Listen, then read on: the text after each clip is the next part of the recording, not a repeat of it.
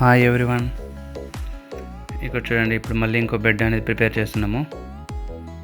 Last time చెప్పాను కదా, first side papers అన్ని కట్ చేసుకుని సైడ్ వేసిన తర్వాత అప్పుడు మనం మధ్య పేపర్ వేస్తాం అనమాట. ఈ విధంగా బెడ్ అయితే ప్రిపేర్ అయిపోయింది ఫ్రెండ్స్.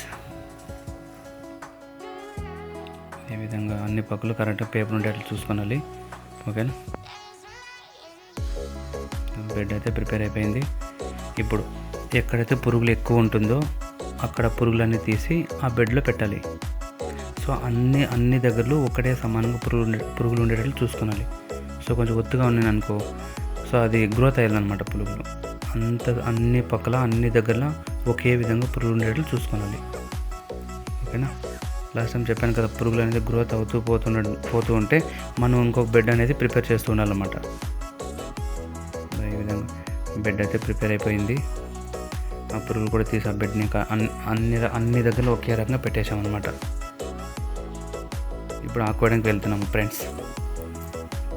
ఎందుకంటే ఇప్పుడు మనది టోటల్గా ఓవరాల్గా 3 బెడ్లు ఉంది కాబట్టి 3 మోపులు ఆడుకోవాలి. ఓకేనా, ఆకు కూడా తీసుకొచ్చేసాం కోసి. ఇప్పుడు 3 బెడ్లకి సరిపడే విధంగా అన్ని దగ్గర పురుగులు కనబడకుండా నీట్గా ఒక్కొక్క రెప్ప నీట్గా పేర్చున్నాం అనమాట. ఈ విధంగా. ఓకేనా, థ్యాంక్ యూ, బాయ్.